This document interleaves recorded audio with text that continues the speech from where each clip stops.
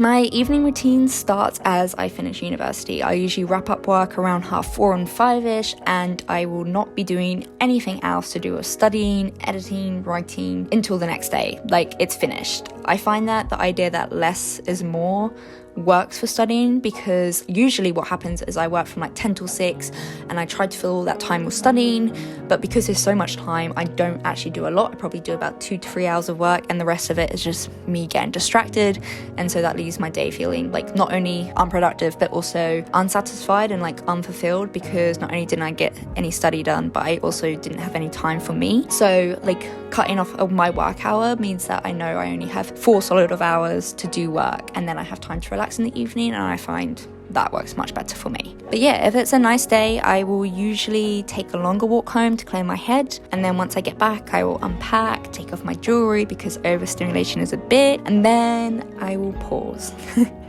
One thing that really shifts me out of my panics and worries and, oh my god, I haven't got this stuff done, is literally only taking like 5 minutes to do some meditation. And most of the time I'm not even meditating. I wouldn't call it that. I just set a timer for 5 minutes and let my brain do what it wants. It's been a real game changer, and allows me to move into the evening more focused and less inclined to numb myself with endless scrolling. And then straight after that, I usually have dinner.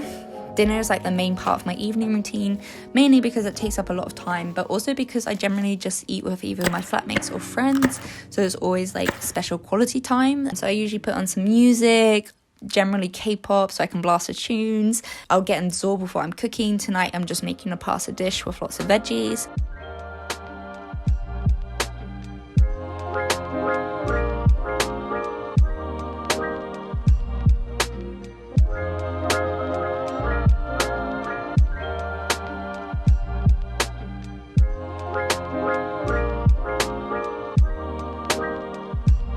And then it's just like another section of time for me to rewind. If I have shit that needs simmering, I'll like catch up on social media and stuff, so that when I come down and sit down to eat, I can put my phone away and I can enjoy TV and YouTube and my dinner with like no distractions. So that's why I like taking my time with it.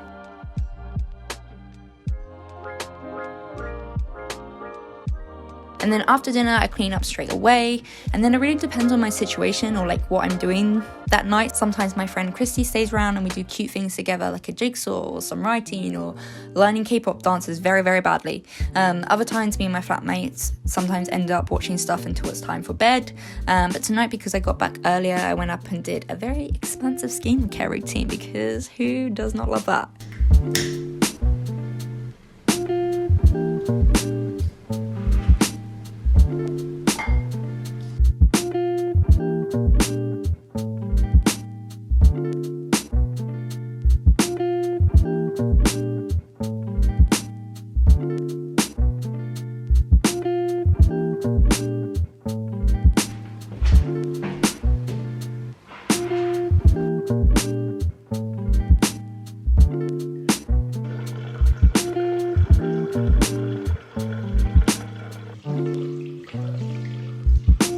So at night, I double cleanse my face, making sure to wash for 30 seconds, and then I tone up my skin, then go in with a serum and retinol, you know, the usual stuff. I like The Ordinary just because it's cheap and seems to work. I mean, my face is not always clear, but it's clearer than it used to be, so there's that. And then facial oil, and then while I'm settling in, I give myself a little foot massage. This is a brand new thing.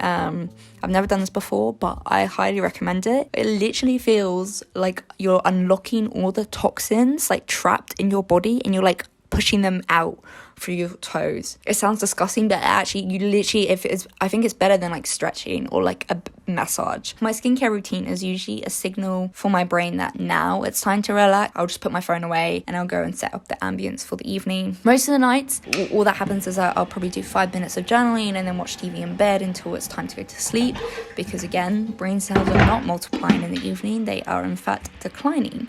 However, because I didn't have like a hard day of studying today, I did actually take time with my last bit of the evening, and it was actually very nice.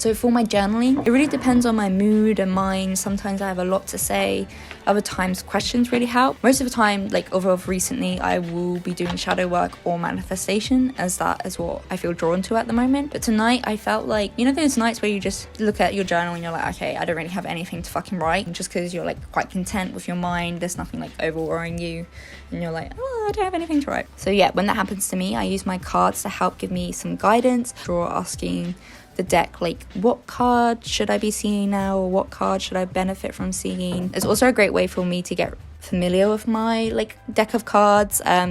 Single card draw means like I can figure out like the energy of each one and see how like the creator of the deck like interprets it, which really is cool. And 99% of the time I do actually get a card that links up to something I have been thinking about subconsciously, and then depending on its position, whether it's reverse or upright, I'll then stem my journaling from that.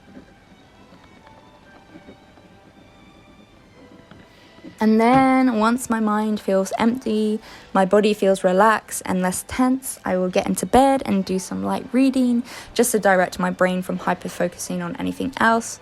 And then it's bed. I usually aim to be asleep, or at least lights off, around 10:30, 11 these days. But I'm also trying to move away from the pressure of having to go to sleep to get up early, and it's made my evenings a lot less stressful and very like nice to rewind. So yeah, maybe in the future I might not try for set bedtimes and just like go to bed when I feel tired. But yeah, thank you so much for joining me tonight, and I hope you all have a lovely night's rest this evening. Maybe look up some other evening routine videos and see what floats your boat. Good night, love you.